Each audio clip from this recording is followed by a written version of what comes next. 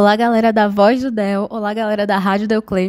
Eu tô aqui, gente, com Tarija, que é a articuladora territorial do JEB. Tarija, tudo bem com você? Tudo jóia. Muito bom estar aqui com vocês. Mais uma vez. A gente vai entrevistar a Tarija, a gente vai fazer algumas perguntinhas para ela. Tarija, como funciona a organização do JEB? Bem, o JEB eu considero um dos projetos mais potentes, né, e mais grandiosos da Secretaria do Estado da Bahia, porque a gente consegue envolver um número muito grande de alunos. E os jogos, ele inicia na etapa escolar, né, nas unidades escolares, e depois que avança para o território. Então, a gente tem, nesse primeiro momento, um diálogo com os professores de educação física. Os professores fazem uma mobilização nas suas unidades escolares, com projetos de educação física, com festival, com intersalas. E aí os meninos todos já se mobilizam, já pensam no JEB enquanto território. E aí, quando chega o território, aí vem uma logística muito grande, né?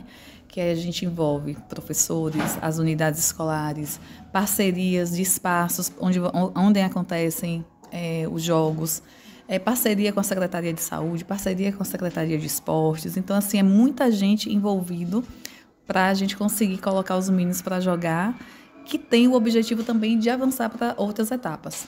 Então, por isso que eu digo assim, o JEB é potente, porque o menino que está lá na escola, ele pode sair da escola e parar lá no Nacional, que esse ano vai acontecer em Brasília. Então, assim, é muito bacana e é muito grandioso. Tarija, acho que você já respondeu, né? Que como é a etapa de preparação do evento? A gente pensa primeiro por etapas, né? Então, a gente primeiro acontece lá na escola, os professores fazendo esse movimento, essa mobilização. Depois a gente vem para o território. E aí, no território, acontece todas essas competições que vão desde as modalidades coletivas, como futsal, handebol, basquete e futsal, e as modalidades individuais, que aí tem o atletismo, ciclismo, xadrez, badminton, inclusive está acontecendo, se vocês pudessem dar uma passadinha lá para vocês verem que é uma modalidade diferente esse ano, que está chegando no território como novidade, como uma modalidade inovadora. A gente também teve ali a competição da natação, e além dessas, a gente teve ontem o xadrez. Então, além dessas coletivas e individuais, a gente também tem as categorias, que são para os meninos de 12 a 14 e de 15 a 17. E lembro que no ano de 2021, ainda quando era a gestão do governador na época, Rui Costa, ele entendeu que os jogos não eram apenas para as escolas da rede pública, e ele ampliou, por isso que hoje é JEB, Jogos Escolares da Bahia. E a gente vê hoje todo mundo envolvido, todo baiano, todo estudante baiano, ele é envolvido, porque tanto os meninos da rede pública estadual, quanto da municipal, quanto da rede privada e quanto da federal participam dos jogos. Certo, Tarija. Tarija, quais são os seus maiores obstáculos como pessoa que está à frente da coordenação do JEB? Eu costumo dizer que eu sou muito feliz, assim, porque eu estou num território que tem ampla parceria do NTE. Eu digo assim, em nome da professora Nazaré Costa, que é a nossa gestora.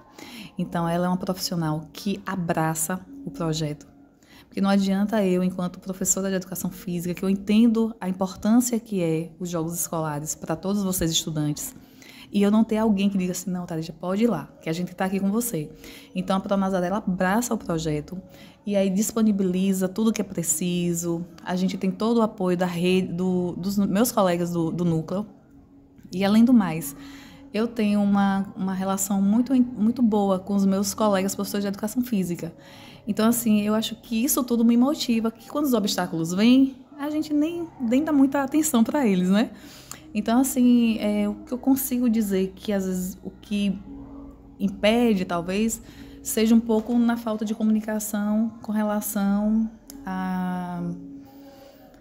ao calendário, que é uma coisa que não depende da gente, de repente depende da secretaria, a gente ajustar o nosso calendário com o calendário deles, que deve acontecer. Mas, de uma forma geral, eu sou muito grata, porque eu consigo realizar um trabalho bacana, porque eu tenho esse pessoal todo aí ao meu redor. Que bom, Tarija. Você falou que tem muitas modalidades novas, né? A gente quer saber um pouquinho, Tarija, quais são as modalidades novas presentes?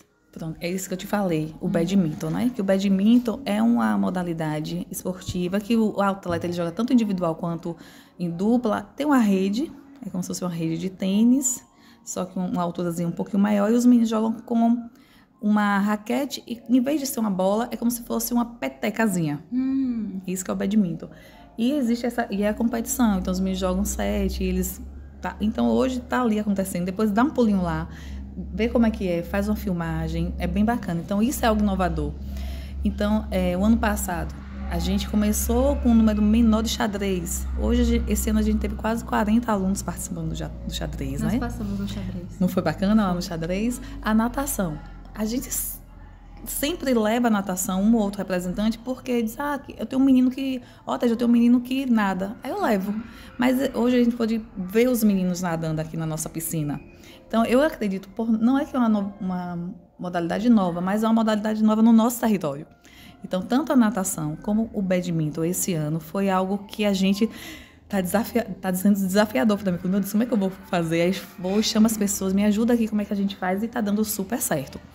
E também o ciclismo, a gente sempre, todos os anos, a gente leva um ou outro representante. Então, eu acho que é isso.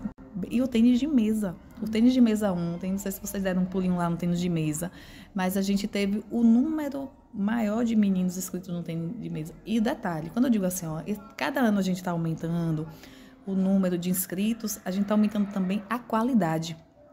Que é isso que eu aplaudo os nossos professores de educação física, porque eles conseguem perceber, né, que a gente pode sair daquele quadradinho só de futsal, que geralmente, antigamente, tudo era futsal. Acha que a educação física se restringiu ao futsal. E a educação física vai muito mais além. E eu ainda digo mais, né? Que a educação física ela não é apenas o jogo pelo jogo. Aqui os jogos, vocês estão vendo isso aí tudo, os meninos competindo, a torcida ali, né? Animada. Mas por trás de cada menino que está ali naquela quadra, imagina o tanto de coisa que vem. A preparação, a emoção, a expectativa, o mobilizar a escola para ir torcer, o enfrentar os desafios assim, poxa, estão olhando para mim, estão torcendo ou contra ou a favor de mim. Eu vou errar, eu vou acertar. Eu tenho que respeitar o meu adversário, eu tenho que respeitar o meu professor, eu tenho que ter disciplina, eu preciso me envolver com coisas boas, porque o esporte não combina com outras coisas. Então, é muita coisa que não é só um jogo. Por isso que eu sou apaixonada pela educação física, por isso.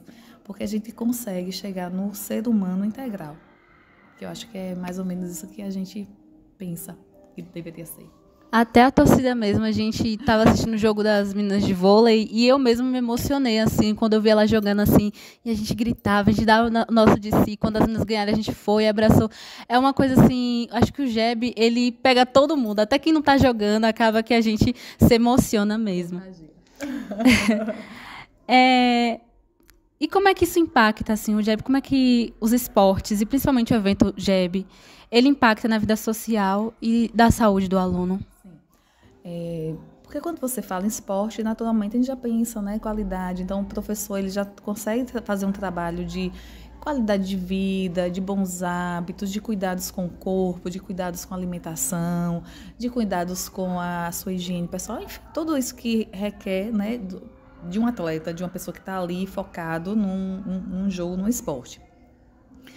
E, além do mais, esse contagiar que você fala da comunidade. Então, assim, pai se envolve, mãe se envolve, tio se envolve, vem todo mundo se emociona, todo mundo quer fazer o melhor para que o menino esteja ali naquele ambiente. Então, contribui, faz o sacrifício, compra uma meia nova, compra um sapato, compra um uniforme, e aí todo mundo, então, assim, acaba que não é só o menino ali sozinho. Aquele menino sozinho no esporte, ele consegue mobilizar. E a escola também se mobiliza, a escola se preocupa. Aí vem as questões de cidadania, por exemplo. Um dos critérios para o aluno estar no JEB é estar regularmente matriculado, ter a idade que está na categoria, mas também ter o RG atualizado. Então, só para você ter uma ideia, eu acho que a gente conseguiu mobilizar lá no SAC mais ou menos 100 identidades novas, porque a gente percebeu que os meninos... às vezes a família, né, atropelada no dia a dia, não se atenta que o RG do menino está desatualizado. Então, isso também é um papel da cidadania, né? Então, os meninos tiveram que ter essa preocupação de renovar seu RG, porque entende que o RG é a sua identidade, né? A sua história. Então, ele não pode dar com esse negócio desatualizado ou está sem. A gente teve aluno que não tem essa identidade. 14, 15 anos não tinha identidade ainda. Então, todos também é um processo social que é compartilhado e que é vivenciado através dos jogos. Tarija, vamos voltar aqui agora um pouquinho para o passado. Como é que foi a origem do JEB? O JEB, ele é um projeto estruturante da rede. Assim como tem os jogos, tem também, vocês devem saber que são estudantes, né? O AVE, o FACE, o TAL, o PROVE. Então, ele veio como estrutura. A rede entende que os jogos é importante, assim como a arte, assim como a literatura, assim como a iniciação científica. E aí tem mais ou menos 15 anos que foi posto isso, né? E aí ele foi ampliando. Teve um momento que ficou só no território. E já tem uns 4 anos que o JEB, assim como também os projetos artísticos e culturais, ele expandiu para outras etapas. Porque, como eu falei no início, acontece na etapa escolar, assim como os outros projetos também. Depois avança para o território, depois avança para o interterritorial. Como assim? Esses meninos que estão jogando aí nesse momento, que forem campeões, a gente vai levar eles para a etapa interterritorial, que vai ser em Juazeiro, em julho. O que é o interterritorial? Nós somos um território, Jacobina é um território, né? O nosso território tem 9 municípios. Então, cada território é responsável por uma quantidade de municípios. Lá também, nesses territórios, estão acontecendo isso que está acontecendo aqui. Está sendo selecionados os melhores lá em cada modalidade. Aí nós vamos agora com os melhores dos territórios para esse interterritorial, que é entre territórios. Então, a gente vai ter lá Jacobina, Juazeiro, Bonfim, Ribeira do Pombal e Paulo Afonso. Aí vamos competir entre eles. Os melhores de lá do Inter vai para o estadual, que vai ser em Salvador. Aí lá já vai estar toda a Bahia. E lá os melhores do estadual vão para o nacional, que vai ser em Brasília. Então é uma coisa assim muito bacana. Então, você vê que a cada ano que passa, o JEB ele se estrutura mais. O Estado ele investe mais financeiramente no JEB, porque é um investimento grandíssimo, imagine. Tudo aí é pelo Estado, né? Então, a alimentação, o transporte dos alunos do Estado, a gente às vezes ajuda com o transporte, a estrutura de arbitragem, tudo é o Estado. Saindo daqui da mesma forma. Então, os meninos estão dentro de um investimento muito grande porque o Estado entende que é fazer educação também, o esporte. É muito emocionante, né, Tarija? Tarija, durante o JEB, você já viu alguma história muito inspiradora? Pensa aí. Vocês mesmo aqui tem uma experiência bacana aqui no DEL. Tem uma menina, Ana Vitória, que ela foi atleta da gente nos jogos, né? Depois ela fez um teste, passou para ir para Salvador, jogar num time de Salvador de vôlei, e hoje ela está no Pinheiros. Então, isso é uma história motivador. E às vezes não é nem o aluno, ele nem cresce mesmo no esporte, mas as experiências que o JEB proporciona. Por exemplo, eu tive um aluno que ele nunca tinha visto a praia. E aí uma vez nós ficamos hospedados nessas estaduais num hotel, um hotel grande, próximo de uma praia, né? Porque o Lago Antigo de Salvador os hotéis realmente são muito bons, resort. E aí ele tinha sonho de ver a praia, gente. E a professora foi com ele. E aí ele teve a emoção de pegar, de experimentar, de dizer, poxa, é salgada. Quer dizer, na cabeça dele, que ele é acostumado aqui com a nossa realidade, que água de rio é doce, cachoeira, ele, poxa, é salgada. Ele ficou uma felicidade, sempre pulava nessa areia, nessa água. Então, assim, vai muito além do despertar. Mas a gente sabe de muitos meninos que, depois de sair, vai longe no esporte. A gente teve a experiência mesmo dos meninos que a gente levou para o nacional do Rende, que hoje um dos meninos que estavam lá, ele faz faculdade por conta que ele é um atleta maravilhoso de handebol e a faculdade deu uma bolsa integral para ele. Então, o esporte, ele dá possibilidades. E eu acho que quando os meninos estão lá, principalmente quando chega nessa etapa estadual, que os meninos olham assim e dizem assim, é possível sonhar. Às vezes você não imagina nunca você estar naquele lugar, naquele espaço, naqueles momentos e dizer assim, poxa, a educação me trouxe para aqui, o esporte me trouxe para aqui, então isso é bom, isso é viável, eu posso sonhar, que eu posso chegar. Eu acho que só isso já é muito bom. É muito prazeroso. Nossa, nossa última pergunta, Tarija, para a gente liberar. O povo tá aqui me chamando. Como você imagina o GEB no futuro?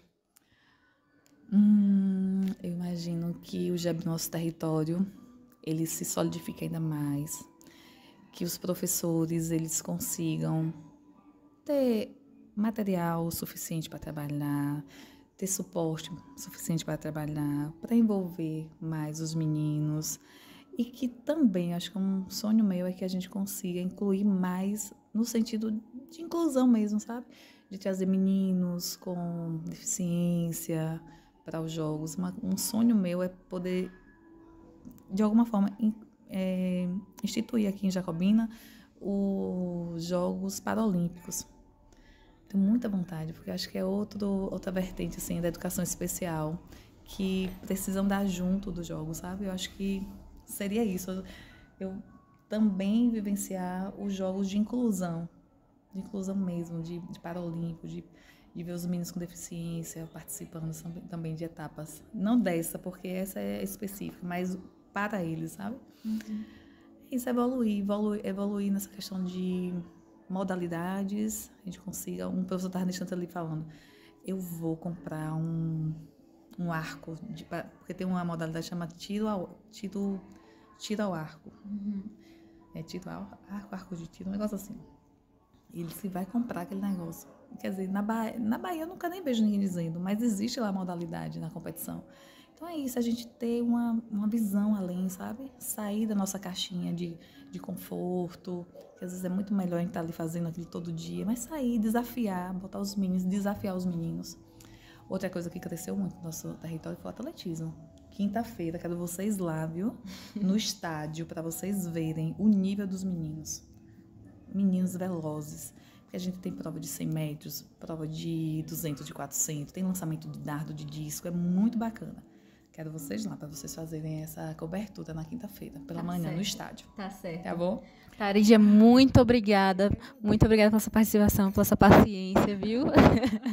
Mas foi uma conversa gostosa, não foi? Obrigada, foi ótimo. Hoje eu estou mais tranquila porque hoje o vôlei, ele é mais tranquilo, né, de uma forma geral. A gente teve o vôlei, tá tendo badminton, vocês vão lá na estante. Já tivemos a natação, mas ontem, futsal, muita quadra, ontem foi muito... E o primeiro dia do evento é sempre mais tenso. Agora não, tá andando. Aí quinta-feira vai ser mais tranquilo. E sexta são as finais. Vão ser lá no ginásio, todo mundo. Vai ter a fanfarra do Deocleciano, a abertura. Quero todo mundo lá fazendo a festa.